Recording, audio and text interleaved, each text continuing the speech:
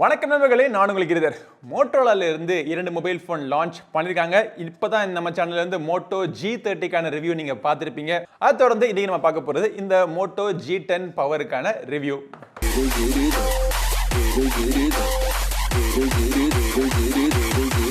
மோட்டோரோலால இருந்து சமீபத்தில் லான்ச் ஆகிட்டு இருக்கிற எல்லா மொபைல் ஃபோனையும் நம்ம வச்சு பார்த்தோம் அப்படின்னா, ஒரு மொபைல் ஃபோன்ல இருந்து நெக்ஸ்ட் வெர்ஷன் அவங்க போறதுக்கு பெருசா ஒன்றும் வித்தியாசங்கள் இல்லை. ஒரு இன்கிரிமெண்டல் ஒரு ஸ்லைட் சேஞ்ச் தான் கொண்டு வந்திருக்காங்க. ஒரு பெரிய இனோவேஷன், ஒரு பெரிய மாறுதல்கள் பெருசா ஒன்றும் கொண்டு வந்துடுதில்ல.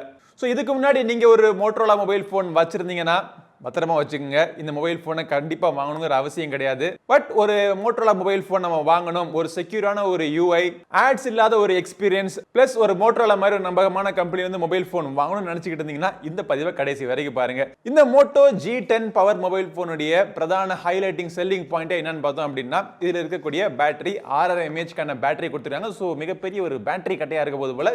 ஸோ இந்த மொபைல் ஃபோனை பத்தி சொல்றதுக்கு முன்னாடி பாக்ஸுக்குள்ள என்னென்ன வருது அப்படிங்கிறத பார்த்துருவோம். ஸோ இந்த பாக்ஸ் பேக்கேஜிங் இந்த மோட்டோரோலா மொபைல் போன் தவிர 20 வாட்டுக்கான turbo charger, USB type C cable, user manual, SIM ejector pin. ரொம்ப பைசா கம்மி பண்றோம் அப்படிங்கிறதுக்காக அந்த TPU ஜெல் கேஸ் அது எவ்வளவு ஆயிரம் போகுதுன்னு தெரியல, அதை கூட கொடுக்காம விட்டாங்க.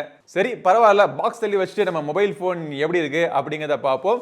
ஸோ இந்த மொபைலினுடைய பின்புறத்தில் பார்த்தோம் அப்படின்னா ஒரு வித்தியாசமான ஒரு டெக்ஸ்சர் கொடுத்துருக்காங்க. வரி குதிரை வளைஞ்சு வளைஞ்சு வர்ற மாதிரி அப்படியே ஒரு பேட்டர்ன் ஒன்று கொடுத்துருக்காங்க. கையில் பிடிக்கிறதுக்கு இந்த பேட்டர்ன் ரொம்ப கிரிப்பாகவும் கம்ஃபர்டபுளாகவும் இருக்கு, பார்க்கறதுக்குமே லுக்கா இருக்கு.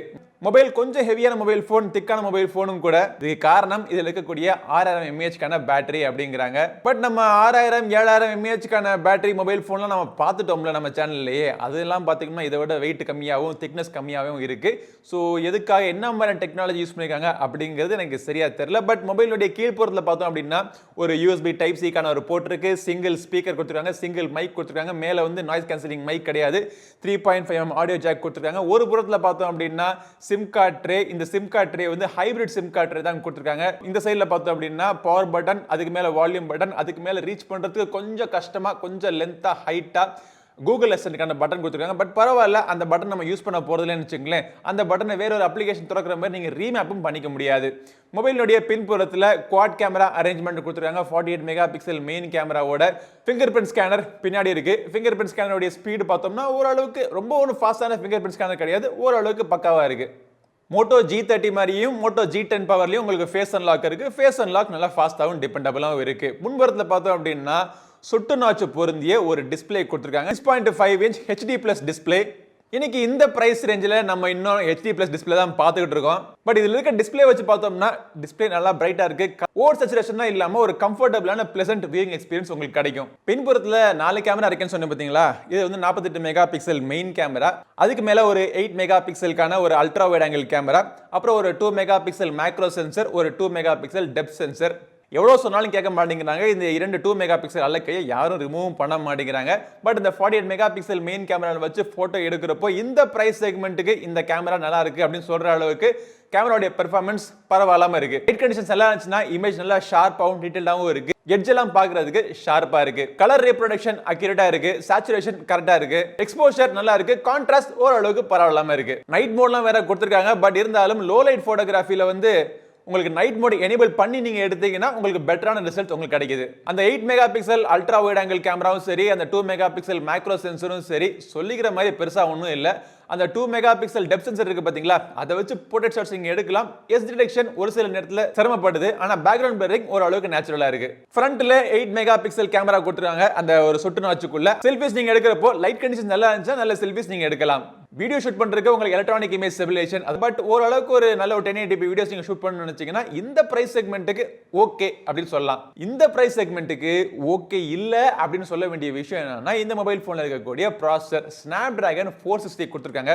ஆக்சுவலா இவங்கள்ட்ட நான் கேட்டேன், எதுக்காக நீங்க Snapdragon 460 சூஸ் பண்ணீங்க? இந்த பிரைஸ் செக்மெண்ட்ல MediaTekல கூட நிறைய இன்ட்ரெஸ்டிங்கான ப்ராசஸர்லாம் ரிலீஸ் பண்ணிருக்காங்களே, அதை ஏன் சூஸ் பண்ணல அப்படின்னு கேட்டதுக்கு வந்து மக்கள் மனசுல இன்னுமே Snapdragon ப்ராசஸருக்கு ஒரு நல்ல ஒரு பேர் இருக்கு, அதனால தான் நாங்க Snapdragon சூஸ் பண்ணோம் அப்படின்னாங்க. சோ அவங்க சூஸ் பண்ணது தப்பு கிடையாது. Snapdragon தரப்புல இருந்து இந்த மாதிரி என்ட்ரி லெவல் மொபைல் போன்ஸ்க்கு நல்ல ப்ராசஸர்ஸ் தொடர்ந்து அவங்க அப்டேட் பண்றது கிடையாது. 4GB RAM கொடுத்திருக்காங்க, 64GB இன்டர்னல் ஸ்டோரேஜ். சோ இந்த ஹார்ட்வேர் ஸ்பெசிஃபிகேஷன் வச்சு நீங்க பாக்குறப்போ ஒரு அன்றாட வாழ்க்கையில நீங்க யூஸ் பண்ணக்கூடிய அப்ளிகேஷன்ஸ், ஒரு சின்ன சின்ன கேம்ஸ்லாம் நீங்க தாராளமா நீங்க யூஸ் பண்ணலாம். அதிகமா உங்களுக்கு லேக் எல்லாம் இருக்காது. ஹெவியான கேம்ஸ் விளையாடணும்னு நினைச்சு எதிர்பார்த்து இந்த மொபைல் போன் வாங்காதீங்க. இது ஒரு கேமிங் மொபைல் போன் கிடையாது. ஒரு டே டு டே அப்ளிகேஷன், வீட்ல உட்கார்ந்து படிக்கிறதுக்கு இல்ல வேலை பார்க்கிறதுக்கு, கண்டென்ட் வியூயிங் பண்றதுக்கு, அதுக்கெல்லாம் இந்த மொபைல் போனுடைய ஹார்ட்வேர் பெர்ஃபார்மன்ஸ் நல்லாவே இருக்கு. இதுக்கு முக்கியமான இன்னொரு காரணம் பாத்தீங்கன்னா இதுல இருக்கக்கூடிய சாஃப்ட்வேர். பேக்ரவுண்ட்ல எந்த விதமான தேவையில்லாத அப்ளிகேஷன்ஸும் கண்டிப்பா ஓடிட்டே இருக்காது. ஏன்னா இதுல ஸ்டாக் ஆண்ட் கொடுத்திருக்காங்க. Android 11 ரன் ஆயிட்டு இருக்கு. எக்ஸ்ட்ரா தேவையில்லாத எந்த விதமான அப்ளிகேஷன்ஸும் இன்ஸ்டால் பண்ணி கொடுக்க கிடையாது. ஒரே ஒரு அப்ளிகேஷன் மட்டும் இன்ஸ்டால் பண்ணிருக்காங்க. அது வந்து மோட்டோரோலானுடைய மோட்டோ அப்படிங்கிற அப்ளிகேஷன்ஸ். UI கஸ்டமைஸ் பண்ணிக்கிறதுக்கு, அதாவது ஐகானை மாத்துறது, பேக்ரவுண்டை மாத்துறது, இந்த மாதிரி வேலைகளை நீங்க பண்ணிக்கலாம். அப்புறம் ஜெஸ்டர் கண்ட்ரோலர் நிறைய இருக்கு. சாப் பண்ணா அந்த மாதிரி லைட் வருது. அப்புறம் ட்விஸ்ட் பண்ணா கேமரா திறக்கிறது. பிளஸ் இது வந்து LCD டிஸ்ப்ளே இருந்தாலும் ஒரு AMOLED டிஸ்ப்ளே அளவுக்கு ஒரு ஆல்வேஸ் ஆன் டிஸ்ப்ளே வர மாதிரி ஒரு பீக் டிஸ்ப்ளே அப்படின்னு ஃபீச்சர் கொடுத்திருப்பாங்க பாத்தீங்களா. சோ இது எல்லா ஃபீச்சரும் கண்ட்ரோல் பண்ணக்கூடிய ஒரு அப்ளிகேஷன் தான் இந்த மோட்டோ அப்படிங்கிற ஒரு அப்ளிகேஷன். HD+ டிஸ்ப்ளே தான், ரொம்ப ஒரு லோ எண்ட் ப்ராசஸர் தான். இதெல்லாம் வச்சு பார்க்கறப்போ இதுல இருக்கக்கூடிய 6.5 mAh கான பேட்டரி எவ்வளவு நாள் வருது அப்படின்னா 3 நாளுக்கு மேலே வருது. சார்ஜ் நான் எப்ப போட்டேன், அது எப்ப திருப்பி போகும்னு எனக்கு ஞாபகம் இல்லாத அளவுக்கு இந்த மொபைல் போன் ஒரு டிபெண்டபிள் பேட்டரி கட்டையா இருக்கு. இன்ஃபேக்ட் நம்ம எங்கேயாச்சும் ஊருக்கு போனோம் அப்படின்னா ஒரு செகண்டரி மொபைல் போன், நமக்கு ஒரு பேக்கப்புக்கு ஒரு மொபைல் போன் வேணும்னா தாராளமா இந்த மொபைல் போன் கூட நான் கூட எடுத்துட்டு போவேன் போல. ஆனா என்ன ஒரு பிரச்சனைனா இதை சார்ஜ் பண்றதுக்கு பாக்ஸுக்குள்ள 20 வாட் சார்ஜர் கொடுத்திருக்காங்க. இந்த பிரைஸ் செக்மெண்ட் நம்ம 50-60 வாட் சார்ஜர் நம்ம எதிர்பார்க்க முடியாது. அந்த 20 வாட் சார்ஜரே ஒரு ஃபாஸ்ட் சார்ஜர் தான்.